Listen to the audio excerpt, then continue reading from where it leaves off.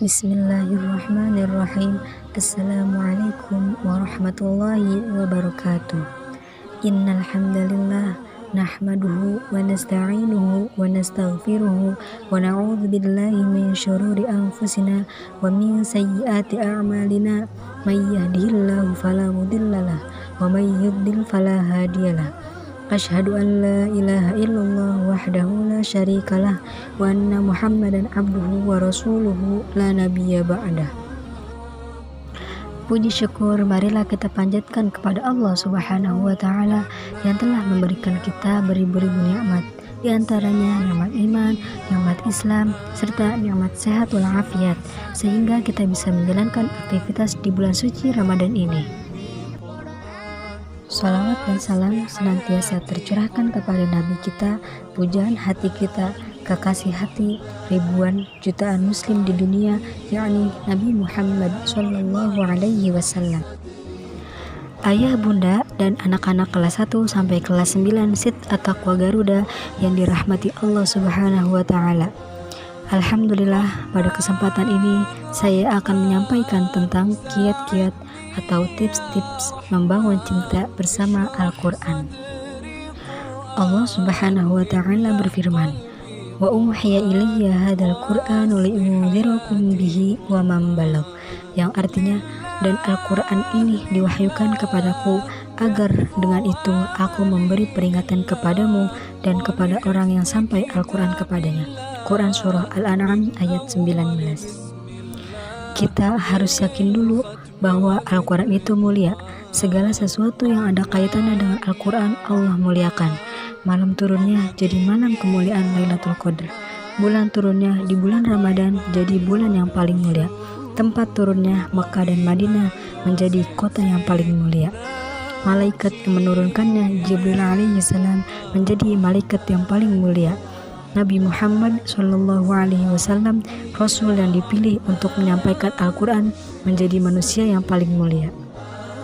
Segala sesuatu yang ada kaitannya dengan Al-Quran, Allah takdirkan menjadi mulia. Jika kita hari ini ingin dimuliakan oleh Allah, maka salah satu kiatnya adalah dengan kita memuliakan Al-Quran. Bagaimana kita memuliakan Al-Quran? Yang pertama ialah membacanya. Membaca saja tanpa kita tahu maknanya sudah berpahala. Bahkan satu huruf satu kebaikan Allah lipat gandakan menjadi 10 kebaikan.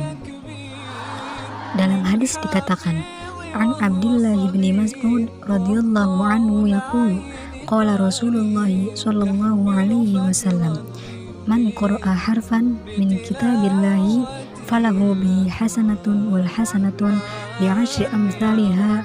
La aqulu alif lam mim harfun walakin alifun harfun wa lamun harfun wa mimun harfun.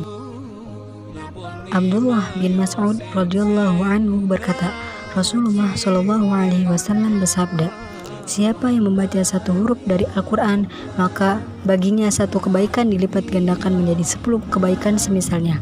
Dan aku tidak mengatakan alif lam mim satu huruf, akan tetapi alif satu huruf, lam satu huruf, dan mim satu huruf. Hadis riwayat Tirmizi. Kemudian yang kedua ialah mentadaburinya, merenungi isi kandungannya. Ini lebih baik dari sekadar membacanya saja. Dalam firman Allah, afala yatadabbaruna al-Qur'an walau kana min 'indi ghairillahi lawajadu fihi ikhtilafan katsira.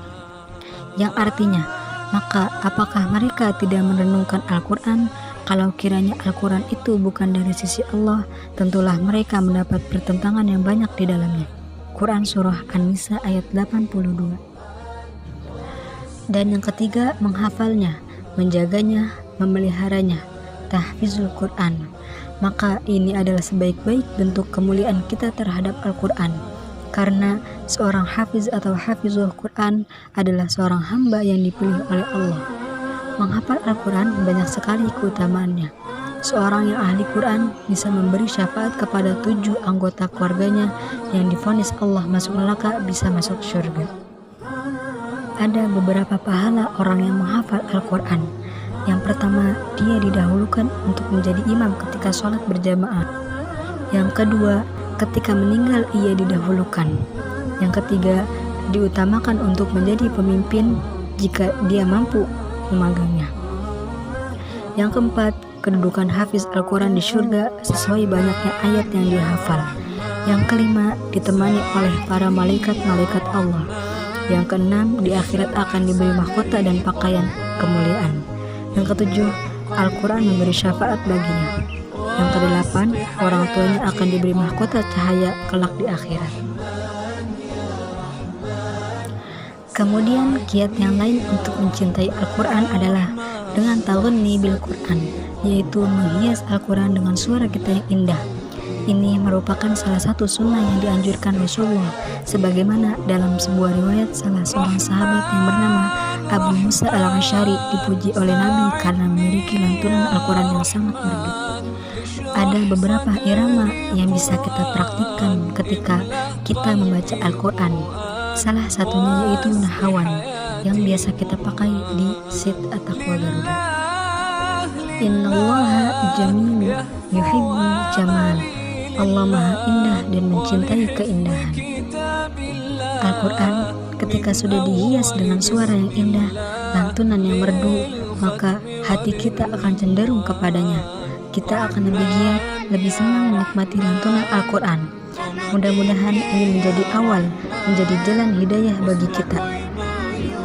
Ayah bunda dan anak-anakmu yang dirahmati Allah Subhanahu wa Ta'ala, mudah-mudahan Allah memudahkan kita untuk menjadi seorang hafiz Quran. Semoga kita semua selalu dalam lindungan Allah Subhanahu wa Ta'ala. Barakallahu fikum. Subhanakallahumma wa bihamdika asyhadu an la ilaha illa anta astaghfiruka wa atubu ilaik. Hadanallahu wa iyyakum ajma'in. Wassalamualaikum warahmatullahi wabarakatuh. Ya Nur, ya Nur, ya Muhkam, ya